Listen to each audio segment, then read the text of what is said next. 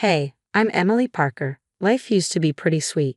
Mom, Dad, my little brother Jason, and me, the picture-perfect family. Mom's laugh could light up a room. And Dad, well, he was my hero. But everything changed in an instant. It was just a regular Tuesday when Mom collapsed in the kitchen. One moment, she was making her famous lasagna. The next, she was gone. An undiagnosed heart condition, they said, as if giving it a name would somehow make losing her easier. I tried to keep it together for Jason, who was only 15, but I was barely holding on myself. It's going to be okay, Jace, I tell him, though I didn't believe it. The funeral passed in a blur, my hand gripping his so tightly I was afraid to let go, afraid I'd lose him too. Dad was there, standing stone-faced. I thought he was holding it together for us. But man, was I wrong. Just 2 weeks after Mom's funeral, Dad brought home someone new. "Kids, I'd like you to meet someone special," he said, as if introducing the new pet, not a whole person. Special? Really? Mom's grave wasn't even cold yet. "Emily, don't be dramatic. Life goes on," he said, cool as ever. Life goes on. Is that what he told himself when he was out meeting Veronica at the wake? When she tried to step in, calling me sweetie, I snapped. "Don't call me sweetie," I said, "and how dare you bring her into Mom's house?" Dad's face flushed red. "That's enough. You will not disrespect me or Veronica in this house. Disrespect." Disrespecting Mom's memory was what he was doing. Then suddenly, I was falling. I didn't even see it coming. 1 second, I was standing at the top of the stairs. The next, I was tumbling down, the world spinning. Pain exploded in my arm and head as I hit the bottom. Through the haze, I heard Veronica's shrill voice. "Robert, what have you done?" Everything after that was a blur. Hospital lights, a concussion, a broken arm, Dad's flimsy excuse about how I lost my balance. Right. Later, that night, lying in bed with my arm throbbing, I overheard them talking in the hallway. "We need to speed things up, Robert," Veronica was saying. "The sooner we're married, the sooner we can handle Emily's situation." My blood went cold. Handle me? This wasn't happening. My dad, the man who taught me to ride a bike and cried at my graduation, was plotting against me with this woman. In that moment, something inside me hardened. If they thought they could push me aside that easily, they had another thing coming. This wasn't over, not by a long shot. Now, 3 months in at my friend Zoo's place, I still wake up in cold sweats. The nightmares are always the same, falling, and Dad's face at the top of the stairs, cold and unrecognizable. "You okay?" Zoo's voice filters through the thin walls of our cramped apartment. "Just peachy," I call back, rubbing my still aching arm. The cast might be off, but the pain lingers, a constant reminder. In the kitchen, Zoe slides a mug of coffee my way. "You know, you could always ask your dad for help with rent," she says. I snort. "Yeah, and I could ask a shark for swimming lessons. No thanks."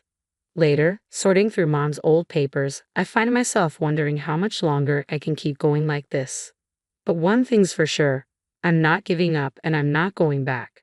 As I'm sorting through Mom's old papers, something catches my eye. Her medical records don't add up. My mind races and I call Marcus, our law student friend. "Hey Marcus, can you come over?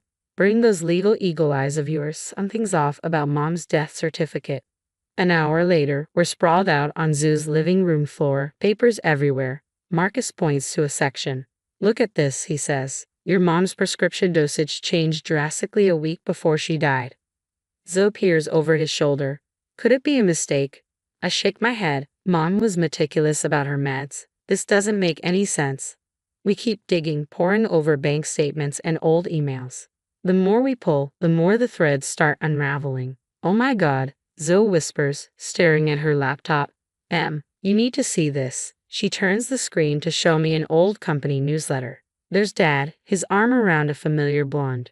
The caption reads, "Robert Parker and his secretary Veronica Mills celebrate another record quarter." My stomach twists. They knew each other before Mom died. Marcus frowns, holding up another document. "Emily, these bank transfers, they're not normal. Large sums were going to an offshore account starting months before your mom passed." The pieces start falling into place, forming a picture I don't want to see. Dad and Veronica, an affair, money disappearing, Mom's sudden death. "I need to talk to Jason," I say, grabbing my phone. An hour later, I'm across from my little brother in a dingy diner. He looks tired, older than his 15 years. Jace, I need you to be honest with me. Have you noticed anything weird at home? He fidgets with his napkin. Define weird. Dad and Veronica. The way they act. Anything strange about the night Mom died? Jason goes pale. I wasn't supposed to say anything. Jason, please. If you know something. He takes a shaky breath. The night before Mom died, I heard them fighting. Dad and Veronica. They didn't know I was home. My heart races. What were they saying? Something about Mom's pills. Veronica was mad, saying it was too risky.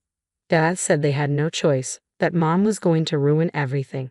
The world tilts. I grip the table to steady myself. Emily. Jason's voice sounds far away, confused. How do I tell him that our father might be a murderer?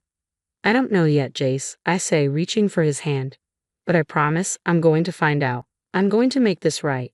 The next few weeks are a blur of late nights, coffee, and piecing together a puzzle I never wanted to solve. Zoe, Marcus, and I form a makeshift detective team. The walls of our living room covered in sticky notes and string like some crime show. One night, Marcus pulls me aside. Emily, look at this, he says, voice tight. He's hunched over his laptop, scrolling through financial records. Your dad's been siphoning money from his company for years. We're talking millions. Zoe lets out a low whistle. Guess that explains the beach house. I feel sick. Why would Dad risk everything? Greed? Marcus shrugs. Or maybe he needed to keep Veronica happy. The more we dig, the worse it gets. Offshore accounts, fake charities, a web of lies so complex it makes my head spin. And then the final piece falls into place. It's an email from Mom to her lawyer, dated just days before she died. My hands shake as I read it aloud. I've discovered Robert's affair and the extent of his embezzlement. I plan to confront him tomorrow and file for divorce. If anything happens to me, I can't finish. Zoe wraps her arms around me as I break down.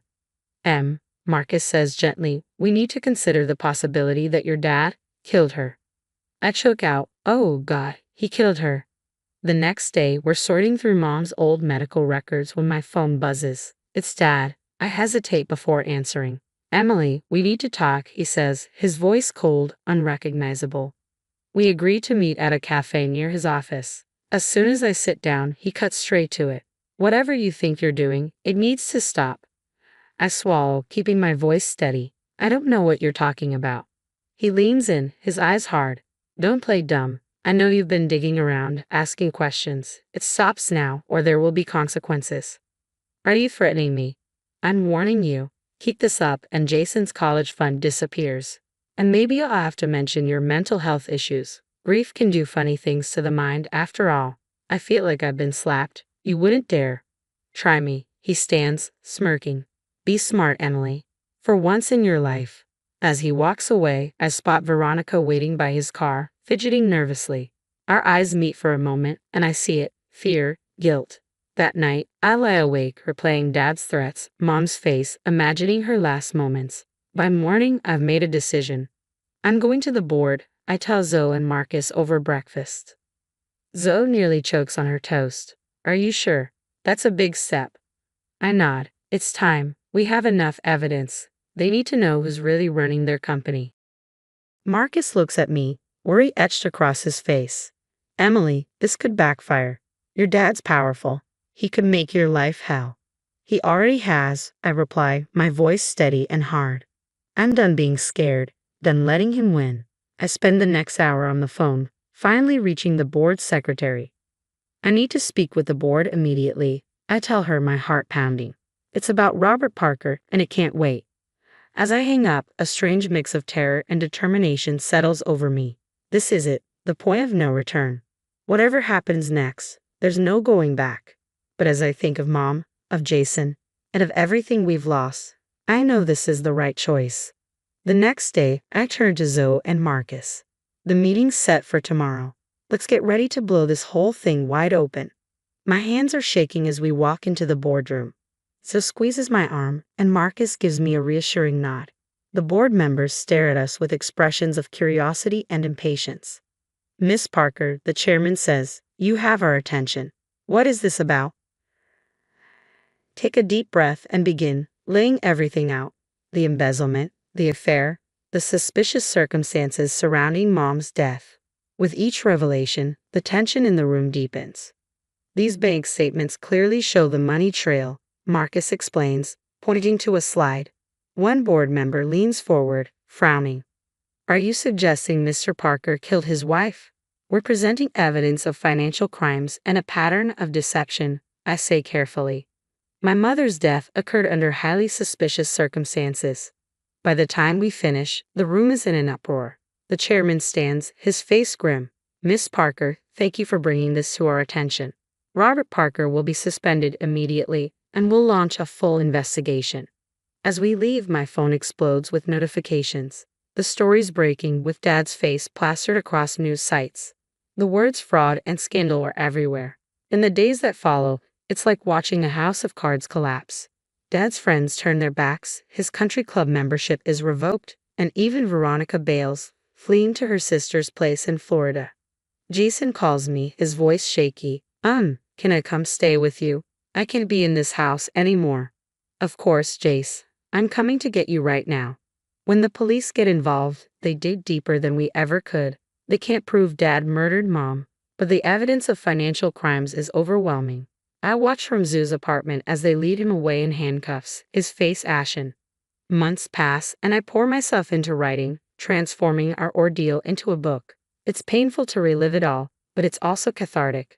I start speaking at support groups for survivors of abuse and fraud, slowly rebuilding my life. Then, on a crisp fall morning, I get the call. Dad has been sentenced to 15 years, and Veronica's facing charges too. It's finally over. That night, Jason, Zoe, Marcus, and I sit on the roof of our building, city lights twinkling below us, filling us with hope. To Mom, Jason says, raising his soda can. To justice, adds Marcus. To new beginnings, chimes Zoe. I look around at them, my true family, and feel warmth like I haven't felt in years. To healing, I say softly. As we sit there, I think about the long road ahead. The scars are deep and they'll always be a part of me. But for the first time in a long time, I'm not afraid of the future.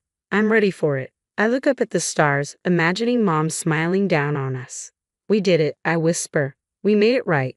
Tomorrow, I'll wake up and keep rebuilding, keep writing, keep speaking out. But tonight, surrounded by love and free from the shadows of betrayal, I allow myself simply to be. The wounds of the past are healing, making way for a future brighter than I ever dared to imagine.